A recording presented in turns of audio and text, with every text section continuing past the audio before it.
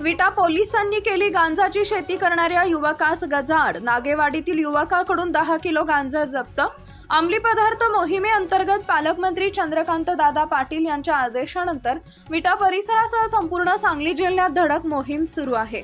त्यानुसार विट्यात MD drugs नशेची injection बरोबर आता नागेवाडी परिसरात गांजाची झाडं लावली जात असल्याचा धक्कादायक प्रकार समोर आल्यामुळे एकच खळबळ उडाली आहे। नागेवाडी येथील राजू श्रीरंग मदने वय वर्ष 33 या युवकानं राहत्या घराच्या बाजूला लागवड केलेल्या 10 किलो गांजा जप्त केला असल्याची माहिती पोलीस निरीक्षक धनंजय फडतरे यांनी दिली आहे।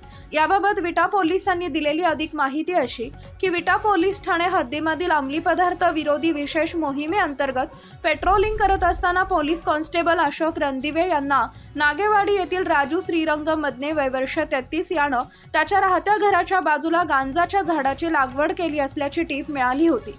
त्यानुसार विटा पोलिसांनी त्या ठिकाणी जाऊन पाहणी केली असता राजू मदने यानं त्याच्या राहत्या घराच्या बाजूला गांजाची लागवड केली असल्याचं दिसून आलं।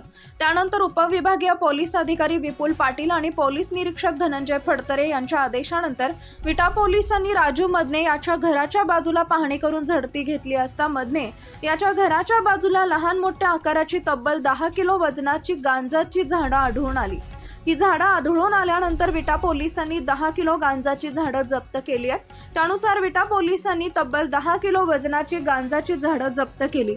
पोलीस निरीक्षक धनंजय फडतरे यांनी नागरिकांना अशा प्रकारे अवैध अंमली पदार्थ गांजा इत्यादी विक्री साठा व लागवड करणाऱ्याची माहिती मिळाल्यास तातडीनं पोलिसांना कळवावे असं आवाहन केलंय।